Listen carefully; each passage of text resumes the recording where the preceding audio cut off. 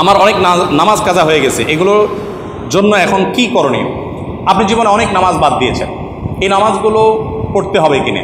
দুই রকমের মত আমাদের সমাজে শুনতে পাওয়া যায় এবং ওলামা ইকরামের দুই রকম মত আছে। যে সমস্ত ওলামা ইকরামের মতে ইচ্ছাকৃত নামাজ ত্যাগ করলে কাফের হয়ে যায়, ভালো করে বুঝেন, ইচ্ছাকৃত নামাজ ত্যাগ করলে কাফের হয়ে যায় মানুষ, মানে অমুসলমান হয়ে যায়।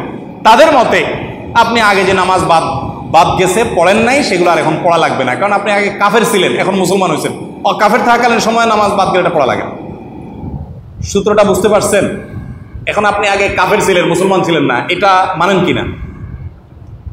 বেনামাজিরা যারা আগে নামাজ পড়েন নাই তারা আগে অমুসলমান ছিলেন, মানেন কিনা এটা? ও, তো সেক্ষেত্রে আপনি আমি এই কথা এই জন্য বলছি, অনেকে বলে যে হুজুর, অনেক হুজুররা বলেন যে আগের নামাজ যেগুলো কাজ হয় সেগুলো আর পড়া লাগবে না। আমি বলি খুব ভালো কথা, আপনি সেই হুজুরের ফতোয়া নিচ্ছেন, এই তো হতে পারে স্কলার তার ইজতিহাদ, আপনি সেটা নিচ্ছেন, এই তো সেটা যদি নেন তাহলে আপনি আগে মুসলমান ছিলেন না সেটাও নিতে হবে। বলে না সেটা তো নেব না, তাহলে সুবিধা মতো নিলে তো হইল না। বুঝেন নাই কথা? এই জন্য যে সমস্ত ওলামায়ে কেরাম, ওলামায়ে আহনাফ এবং আরও অনেক ওলামাদের মতে, ইমামদের মতে নামাজ কেউ পড়ে না কিন্তু তার ভিতরে অপরাধ বোধ আছে যে নামাজটা পড়া উচিত, আমি নিয়মিত পড়তে পারছি না, এটা দুঃখিত, আমি পড়বো, চেষ্টা করবো, আল্লাহ, তার ভিতরে অপরাধ বোধ আছে, সে নামাজের অপরিহার্য থেকে স্বীকার করে, এই ব্যক্তি কাফের না।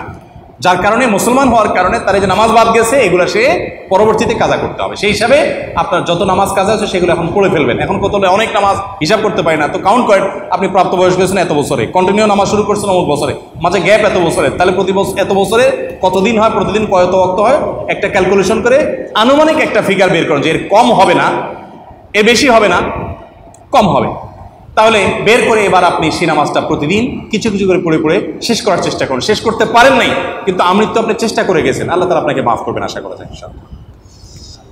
আমাদের সমাজে মানুষ বিভিন্ন ধরনের দান সাদকা করে কিন্তু পরিপূর্ণভাবে যাকাত আদায় করে না, এদের ব্যাপারে ইসলাম কি বলে? দান সাদকা করে কিন্তু যাকাত আদায় করে না, এই টাইপের মানুষ অনেক আছে আমাদের দেশে। এটা হলো গাছের গোড়া কেটে আগে পানি দেওয়ার মতো, শুধু দান সাদকা করে কেন? এই যে হজের মৌসুম আসছে দেখবেন 7 লাখ 8 লাখ টাকা খরচ করে হজ করতেছে, এদিকে শ্রমিকের বেতন দেয় না, আছে না নাই? অনেক লোক আছেন এরকম যে নিজের অধীনস্থদের পাওনা টাকা দিচ্ছে না, বা পার্টির টাকা ঝুলিয়ে রাখছে, বছরকে বছর ঘুরাচ্ছে, দিচ্ছে না পাওনাদারকে, অথচ তিনি কি করছেন? তিনি হজ করে বেড়াচ্ছেন, মক্কা চলে যাচ্ছেন। এগুলো গাছের গোড়া কেটে আগে পানি দেওয়ার মতো।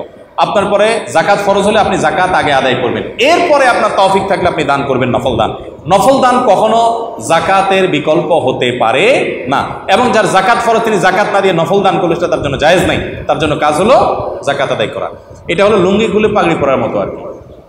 লুঙ্গি খুলে যদি কেউ পাগড়ি পরে সওয়াব হবে না গুনাহ হবে? লুঙ্গি যদি খুলে ফেলে তাহলে তো 70 টাকা ফরজ ওইটাই তার বাদ হয়ে গেল, এবার সে পাগড়ি পরে কিসের সওয়াব কামাই করবে? ঠিক একইভাবে ফরজ জাকাত না দিয়ে আপনি নফল দান করছেন। অনেক লোকরা দেখবেন তার টোটাল অ্যাসেট কত, জাকাত কত আসে, কোনো ক্যালকুলেশন নাই, উনি 2 হাতে দান করে, কোনো মানে নাই।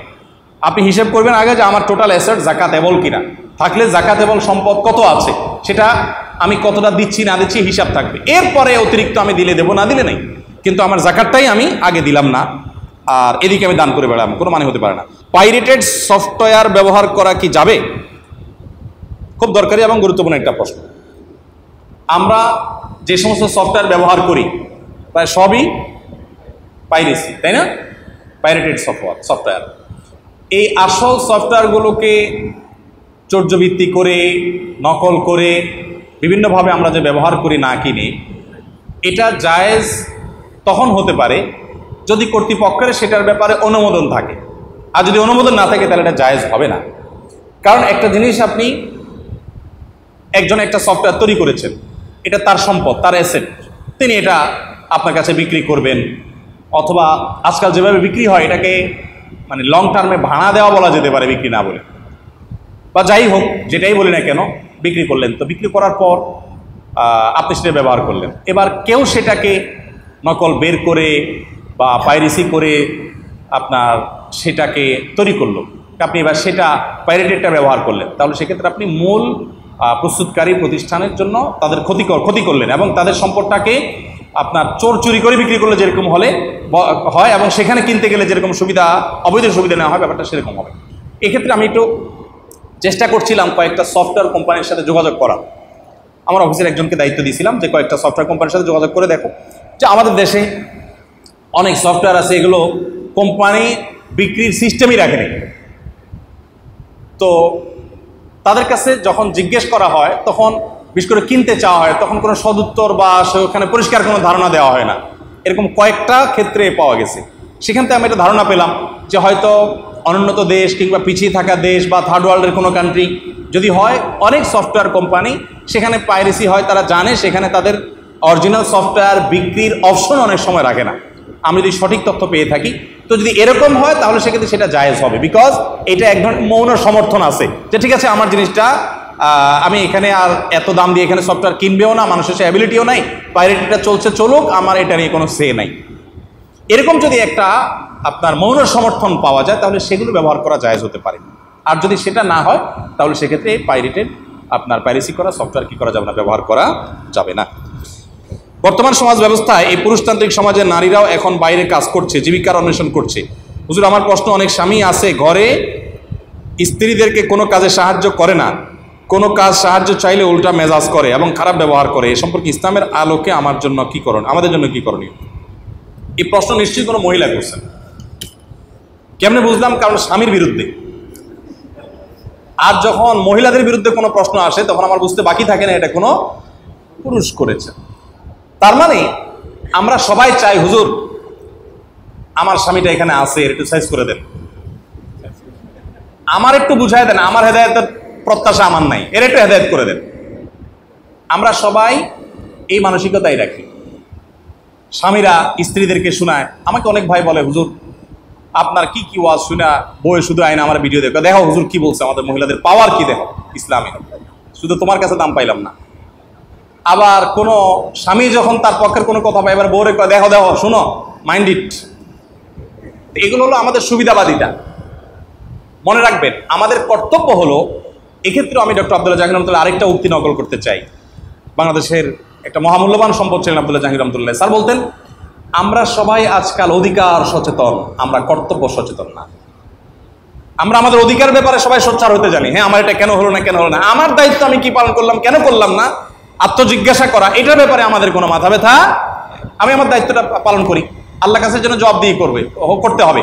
অধিকার আমি আদায় না করতে পারলে আমার গুনাহ হবে না, কিন্তু কর্তব্য পালন না করতে পারলে কি হবে, গুনাহ হবে। এই জন্য ছেলেরা ছেলেদের, মেয়েরা মেয়েদের অধিকার কর্তব্য পালন করার চেষ্টা করবেন। বোন যেহেতু প্রশ্ন করেছেন, আমরা বলি পুরুষরা ঘরোয়া কাজে মেয়েদেরকে হেল্প করলে সেটা প্রশংসনীয় কাজ হবে, সেটা খুবই ভালো কাজ। প্রিয় নবী সাল্লাল্লাহু আলাইহি ওয়াসাল্লাম নিজে ঘরে ফ্যামিলির কাজে হেল্প করতেন, কিন্তু এটা কিন্তু আবশ্যক না। যদি কোনো পুরুষ এটা না করে আপনি তাকে অপরাধীর কাঠগড়ায় দাঁড় করাতে পারবেন না। তবে হ্যাঁ, তিনি ভালো পুরুষ হতে পারলেন না, তিনি তার স্ত্রীর কাজে হেল্প করছেন না।